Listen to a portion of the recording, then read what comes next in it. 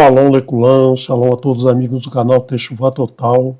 Eu sou o Renato de Prínzio e trago hoje para você a continuidade do estudo do Sefer Bamidbar, do livro Bamidbar, o quarto livro da Torá, trazendo para você aquele resumo das porções do livro Bamidbar, para você acompanhar nos teus estudos, para te ajudar a montar o teu próprio resumo e no momento de estudar a porção você ter uma orientação, já ter uma ideia do assunto tratado naquela porção, né, para poder te ajudar um pouquinho mais no estudo semanal das porções. Então, abre o teu coração para que a gente continue o estudo da porção Bamidbar.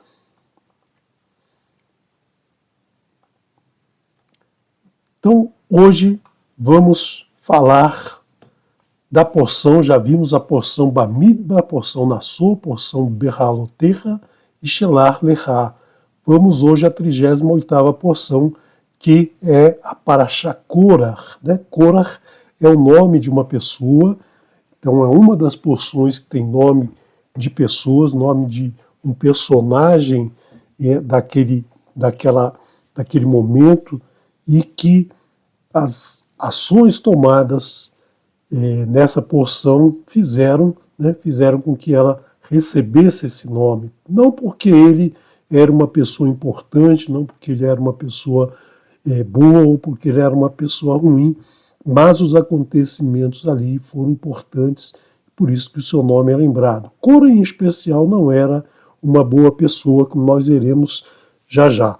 Essa porção, ela vai do capítulo 13, verso 1, ao capítulo 18, verso 32. São 5 capítulos, mas, na verdade, é uma porção bastante pequena, com 95 versos somente. Os capítulos são muito curtos. Nós estudaremos, se o Eterno assim permitir, no Shabat do dia 2 de Tammuz. O Tammuz vai coincidir com o dia 28 de junho desse ano. Já entramos aí no inverno, no hemisfério sul, e nós então teremos essa porção, a Haftará, o livro de Shmuel Aleph, o profeta Samuel, o primeiro livro, o profeta Samuel. São 2 livros destinados a esse profeta. Foi o último juiz, ele era profeta e juiz, foi o último juiz que a partir dele o povo quis que tivessem reis. Então ele escolhe o rei Shaul, que vai ser o primeiro rei de toda a nação de Israel. Depois virá Davi e seu filho Shlomo, e depois de Shlomo o reino será dividido em 2 partes, uma parte contendo 2 nações e outra parte contendo 10 nações. E a tribo de Levi vai ficar junto da tribo de Yehudá e Biniamim. Todas as outras 10 vão ficar sob o comando de Efraim, Efraim, que era o filho de Yosef, o filho mais novo, mas que recebeu toda a deferência de ser o líder desse grupo. Na Brit Hadashah, nos escritos nazarenos, nós temos a 2ª epístola de Timóteo e também o livro de Yehudá, o livro de Judas. Então vamos ver o que nos traz essa porção. Primeiro vamos entender quem era Korah, quem era esse cidadão chamado Korah, que nós já falamos lá atrás nos estudos das porções. Você já viu no livro de Bereshit, você já viu quem era Korah, mas certamente você não lembra.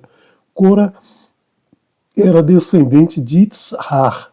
Itzhar era filho de Kehat. Kehat era, por sua vez, filho de Levi. Então Korah era um levita, ele foi separado pelo Eterno para servir no Mishkan. Então ele vivia, todos os levitas viviam das doações feitas pelas outras tribos. Então era um povo que não tinha posses, mas esse Korah, ele não era, né, não era, não tinha no seu coração essa orientação do Eterno. Tanto que quando eles saem de Mitzrayim, ele carrega muitos e muitos baús com chaves dos cofres de toda a riqueza que ele tirou sorrateiramente de Mitzrayim. Então ele era um sujeito, para você ver aí que uma tribo de Levi não deveria ter posses nenhuma, ele era muito abastado, ele era muito rico, ele era muito cheio da grana, né, porque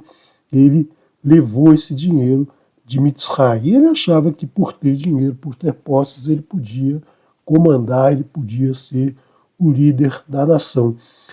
O irmão de Itzar era Amram, filho de Kehat, que como nós vimos nas porções Bamidbar e Nassau, servia ao Mishkan, servia ao Reu Moed. Amram era, por sua vez, o pai de Moshe e Aharon e Miriam. Então, eles eram o quê? Eles eram primos, né? Primos de primeiro grau, primos diretos. Os seus pais eram irmãos. Então, ele se achava no direito de ser também um Kohen, né? Ele que deveria ser o Kohen Gadol. Afinal, ele era mais rico, mais poderoso, né? Mas não é por aí que o Eterno escolhe aquelas pessoas que vão trazer a mensagem que ele quer nos passar. E ele se juntou a Datã e a Avirã, também dois abutres, né? Dois abutres que eram filhos de Eliave. Eliave, se você lembra lá da porção Bamidbar, Eliave era o representante da tribo de Zevulun. Zevulun tinha lá o seu representante Eliave. Meu pai é Elohim, Elohim é meu pai.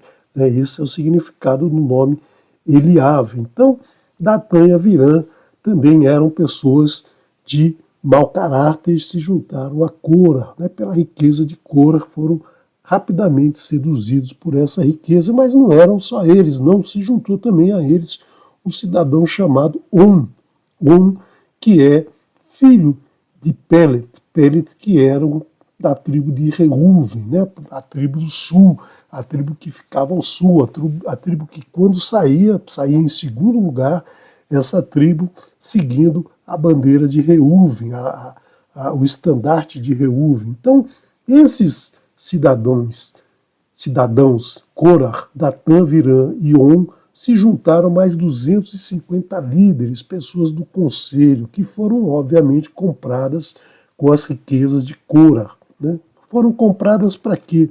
Para justamente se rebelar contra Moshe e Aharon. Korah, se achava no direito de ser o sumo sacerdote, como se o sumo sacerdote era escolhido pela sua riqueza. Mas quando eles se rebelam contra Moshe e Aharon, na verdade, eles estão se rebelando contra o Eterno, né? Porque a revolta é porque o Eterno escolheu esses dois, Moshe e Aharon, e não a mim, que sou uma pessoa muito mais poderosa, que posso fazer as coisas, que com meu dinheiro faço e desfaço junto à nação. E aí o que acontece é que Moshe os enfrenta e diz a eles: Adonai mostrará a pessoa santa que se aproximará dele. Quem escolhe o sumo sacerdote é o Eterno. Não foi Moshe que indicou seu irmão, não foi Moshe que indicou qualquer outra pessoa. Essa pessoa foi escolhida pelo Eterno. O Eterno que disse para Moshe, lá na porção Bamidbar, né, na porção Shemot, na porção Shemot, o Eterno diz: você será o Elohim e Aharon será o seu porta-voz. Né? Eu falarei com você e você falará com Aharon e Aharon transmitirá a todo o povo. Né? Então, eles se revoltam contra isso. Então, Moshe diz a eles: ouvi, filhos de Levi, ou seja, vocês têm que prestar atenção, né? Vocês têm que prestar atenção no que vocês estão querendo. Por quê? Porque vocês já são um povo escolhido, né? Vocês já são um povo que o Eterno separou para servi-lo. né? Vocês já são especiais, vocês estão querendo mais ainda, né? Vocês estão querendo se engrandecer ainda mais do que o Eterno já os engrandeceu, né? Então, eles se revoltam, eles querem mais, eles querem dominar, eles querem mais sobre manter o poder sobre todos os outros, né? Basicamente fundar uma religião que é o que a religião faz, né? Manter um poder sobre todos aqueles que estão à sua volta, né? E mantendo esse poder dizendo que é um representante do Eterno. Então, Moshe manda chamar Datan e Aviram. Datan e Aviram fala que não vão. Você é um ditador sobre nós, quem é que te elegeu, quem é que te separou, quem é que te convocou como o nosso líder. Eu não votei em você, diríamos hoje, né? Eu não votei em você porque que você acha que tem alguma precedência sobre mim? Afinal, você nos tirou da terra de Mitzrayim, a Eretz Zavat Halav Devash. Eles usaram o slogan do Eterno para dizer que Mitzrayim, aquela terra de onde eles tinham saído, que eles tinham servido como servos, como escravos, né, que tiraram o couro deles, ele chama aquela terra de terra que mana leite e mel, o mesmo slogan que o Eterno adotou, lá em Shemot, o Eterno adotou esse slogan para a terra de Mitzrayim. Então Moshe diz para Korah, né, Moshe diz para Korah, vocês 254, todos vocês, dos 250, mais um, Datan e Aviram e Korah, vocês se apresentem aqui amanhã, né?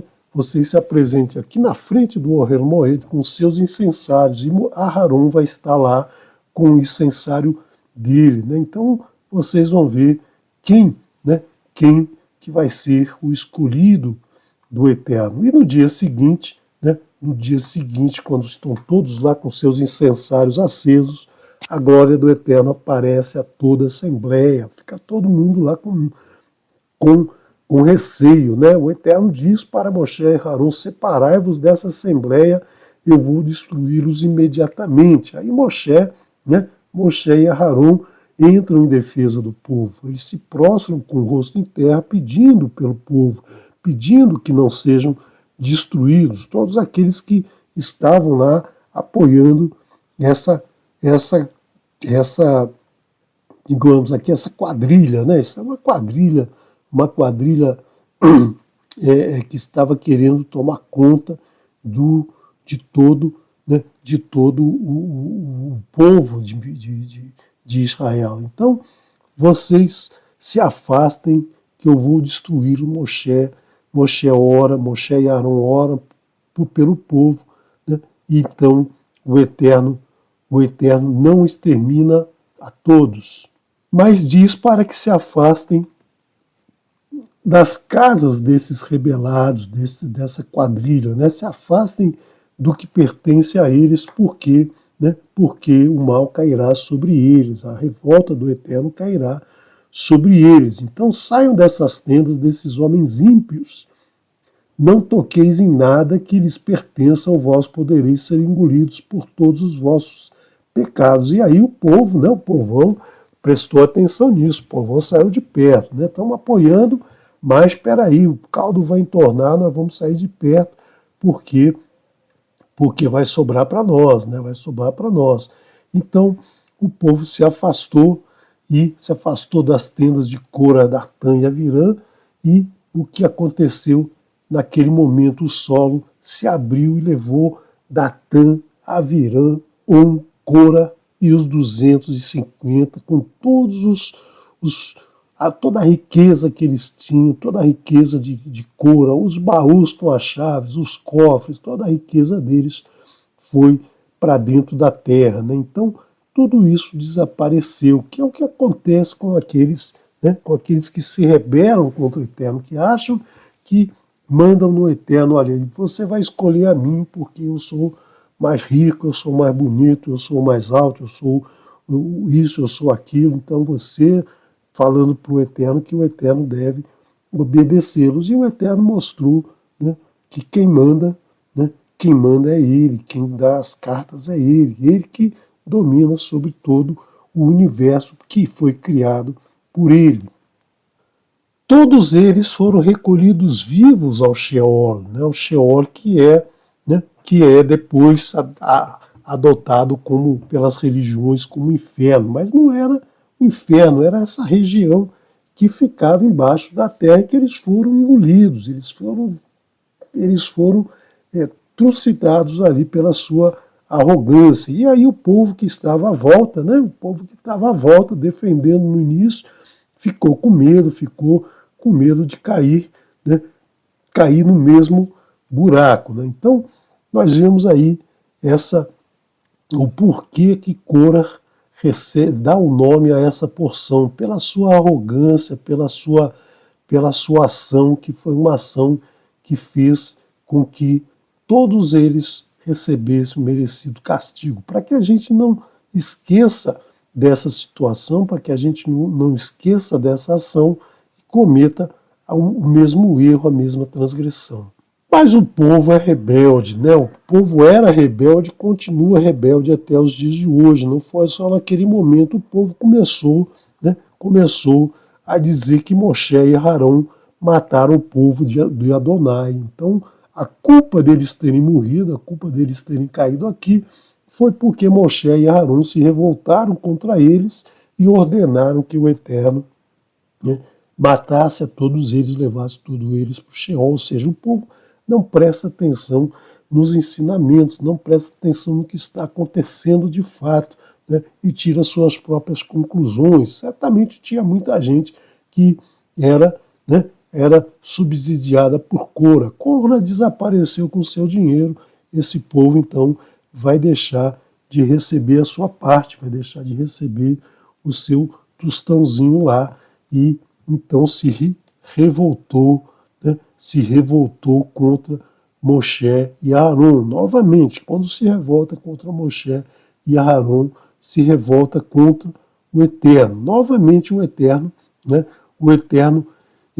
decide destruir esse povo. Veja quantas vezes o Eterno decide destruir o povo e Moshe e Aharon, eles se prostram e defendem o povo de uma praga que caiu sobre todos. E morreram naquele dia 14.700 pessoas dessa praga. Né? Então, todos aqueles que estavam defendendo essa quadrilha, todos aqueles que estavam apoiando essa quadrilha, que não estavam satisfeitos com a condução de Moshe e Aharon. Então, na verdade, se rebelam contra o Eterno, né? Se rebelam contra aquele que nos dá tudo, que nos dá a vida, que nos dá o alimento, nos dá toda a paz que nós merecemos no mundo. E como eles se rebelaram, o Eterno disse para Moshe avisar aos líderes das tribos, os 12 líderes, né, pegarem as suas varas e também Aharon pegar a sua vara, Aharon, representante da tribo de Levi, os outros 12 representantes das 12 tribos, né, considerando aí Efraim e Menache como as duas tribos de Yosef, né, então aí são as 12 tribos e os líderes tinham uma vara, que essa vara era utilizada aí para demonstrar que ele era o líder, que ele estava à frente. E essas varas, então, são levadas lá para o Ohel Moed. O Eterno falou, coloque lá, né, de frente aos testemunhos, de frente à arca, né, a caixa da aliança do Eterno que tinha lá dentro,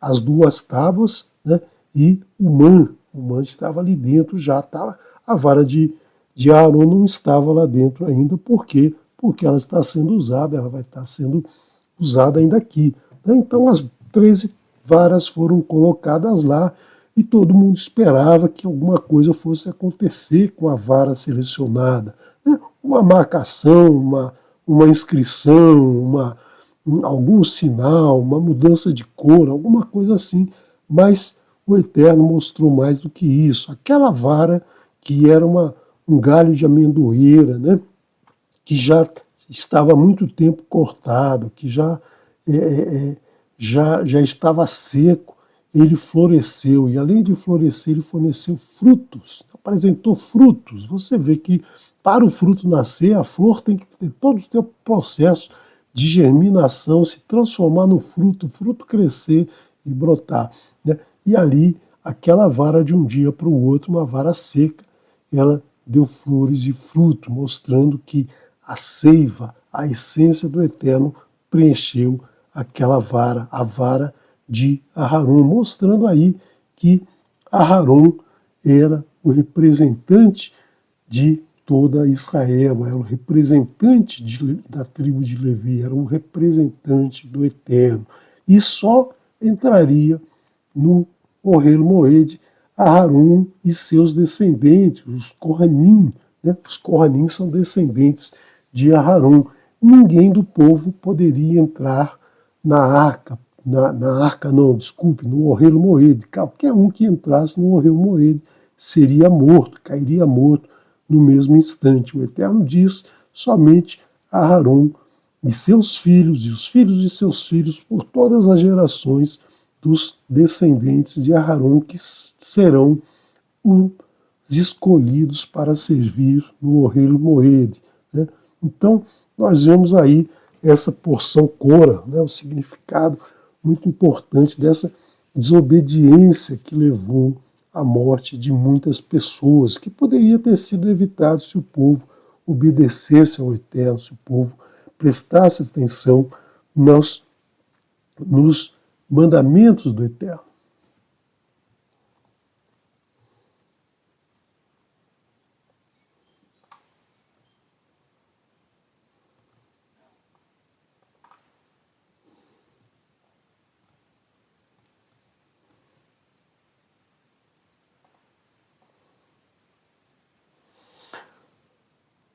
Então vamos agora à próxima porção, né? Já vimos a porção Korah, agora vem a porção Hukat, os regulamentos que o Eterno quer que todos observem, que aquele povo não observou. Então você vê que todas as porções, elas têm um encadeamento lógico. Então o que foi desobedecido? Os regulamentos do Eterno. Então o Eterno vai repetir os seus regulamentos para todos aqui, né? Essa porção, ela é a porção de número 39, vai começar no verso 1 do capítulo 19 e vai até o verso 1 do capítulo 22. São 87 versos, uma porção menor ainda que a anterior, que tinha 95, mas nós temos aí 3 capítulos, né? Praticamente 2 capítulos mais um verso do capítulo 22, né? 19, 20, 21, 3 capítulos, né? A gente faz a conta aqui de forma errada. 22 menos 19, 3 capítulos, do verso 1 ao verso 1. Vai ser estudada no dia 5 de julho, dia 9 de Tamuz. A Haftará é o livro de Shoftim, Juízes, e na Brit Hadashah é o livro de Yohanan, João. E nós vamos então entender um pouquinho mais, né? Entender um pouquinho mais essa porção. Nos anos regulares, ou seja, aqueles anos que são mais curtos, essa porção é lida juntamente com a próxima, que nós veremos no próximo estudo, né? Então vamos agora ver do que trata a porção Hukat, né? O Eterno fala para Moshe e Aharon sobre os regulamentos da Torá, né? Os regulamentos que o povo deve obedecer. Regulamento não é o mandamento. O mandamento tem uma questão lógica, né? Você sabe que não deve assassinar, que você não deve roubar, mas o regulamento é algo, um hukim, um huk, um hukim, um hukat, né? Hukat e hukim são palavras no plural de huk, que é justamente um regulamento. O regulamento é uma ordem do Eterno que ele não explica por quê, ele não diz por quê que são esses regulamentos, né? Por que ele quer que você faça isso. Depois, com o tempo, você vai entendendo, você vai percebendo, eu não devo comer a carne do animal que não rumina e que não tem casco fendido ao mesmo tempo, porque ele vai trazer toxinas para o meu organismo. Mas só isso não é suficiente, o ser humano quer mais explicações, e o Eterno não dá essa explicação, por isso que se chama Hukim, ou Hukat.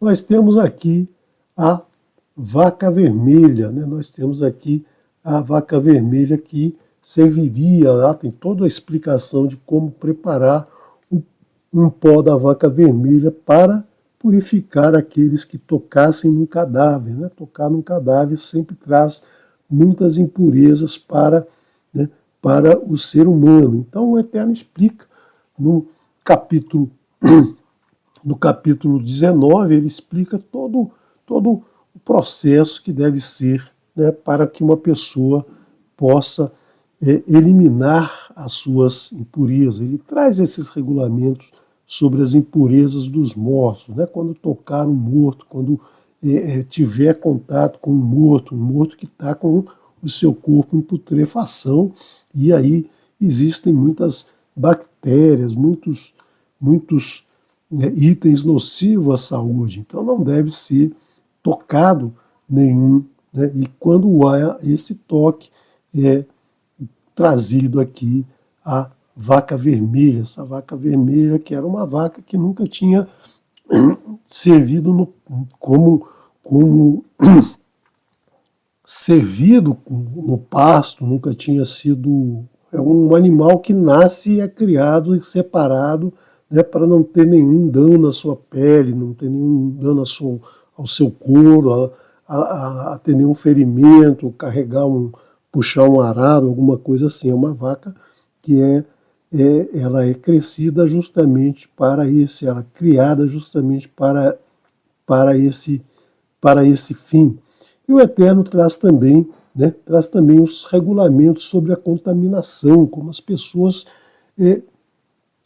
poderiam passar de um para o outro as contaminações tão prejudiciais à saúde até os dias de hoje, né? A gente lida aí com esse processo da contaminação, principalmente nos últimos anos. A gente aprendeu muito que isso acontece e que a gente deve se preservar, né? Se preservar de se contaminar ou contaminar o próximo. E todo impuro, todo aquele que está contaminado, todo aquele que sofreu alguma contaminação, ele deve ser eliminado da comunidade. Nós já vimos anteriormente como é esse processo de ser colocado à parte da comunidade. Não é ser execrado, não é ser preso num lugar e nunca mais ter contato com ninguém, né? Como aconteceu muito na história, a pessoa que era julgada com determinada doença, ela vivia isolada para o resto da vida, não podia contato com mais ninguém. Ela vai ficar em separado até que o Kohen Gadol julgue, né, avalie, examine e identifique que ela já está apta a voltar para a sua comunidade.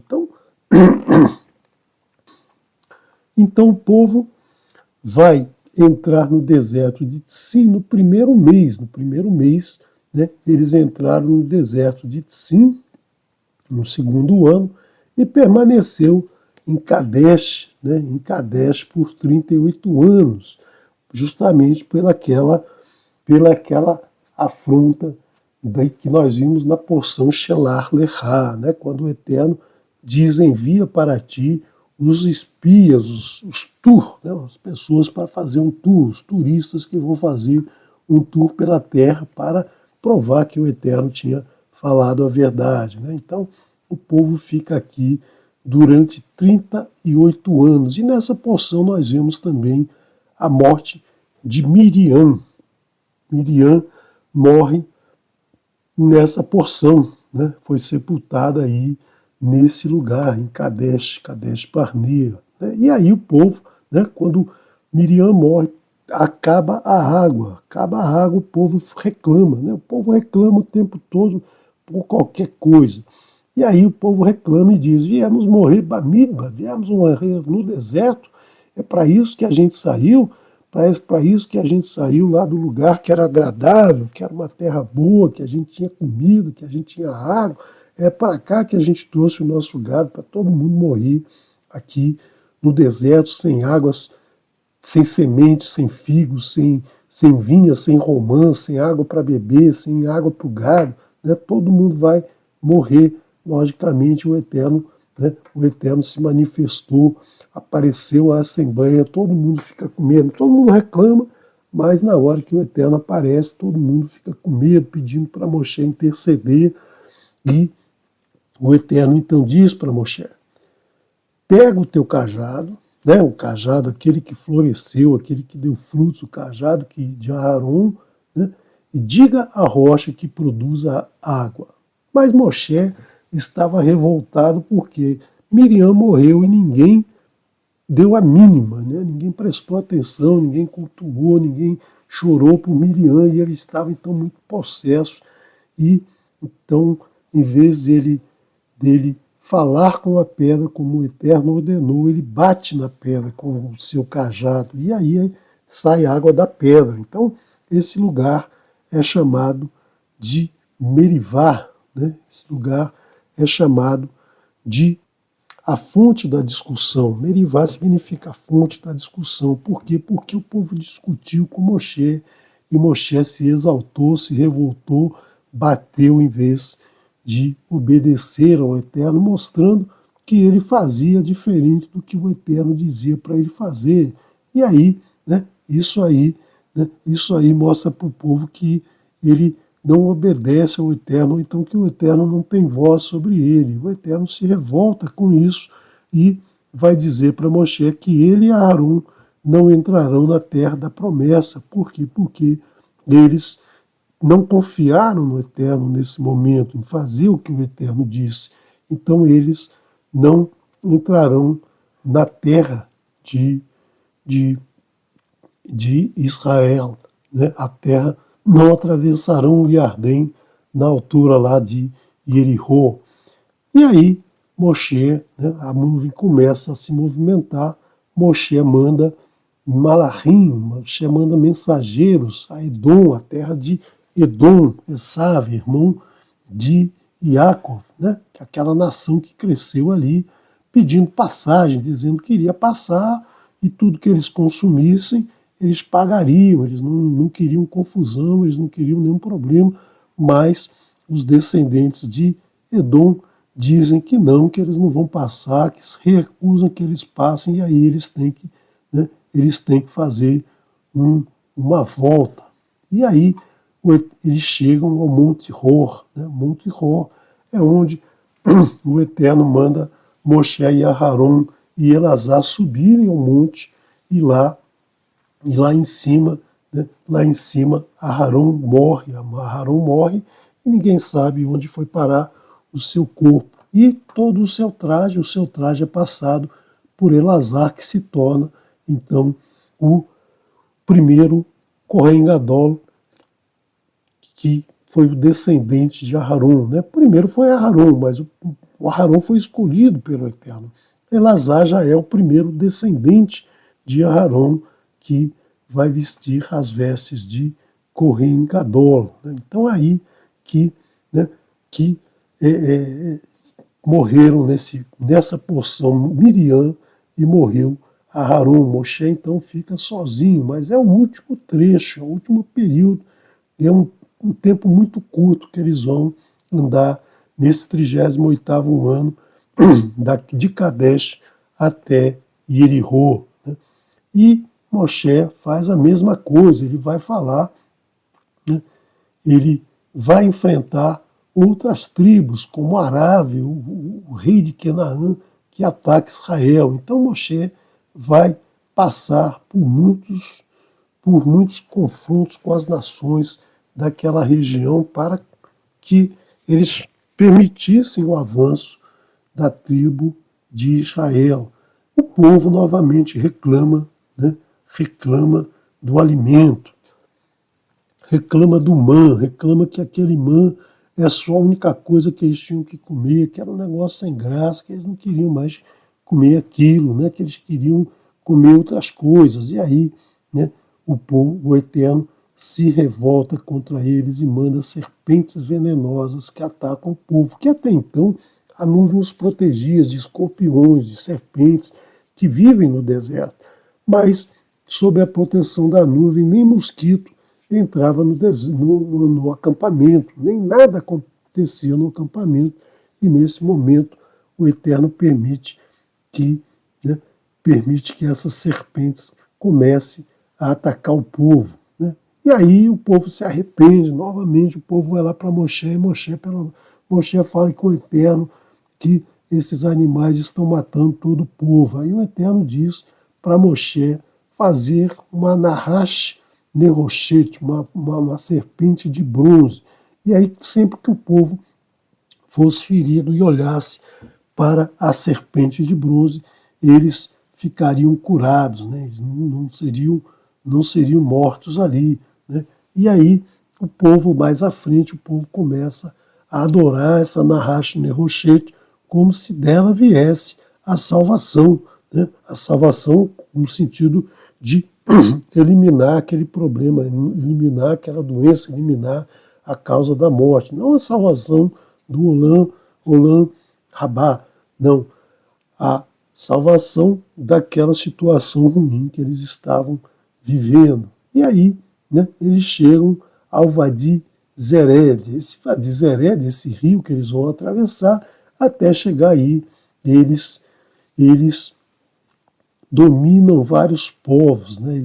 Eles enfrentam vários povos que os atacaram, que não deixavam de passar, que tinham medo deles, mas queriam enfrentá-los, né? Como os povos enfrentam o povo de Israel até os dias de hoje.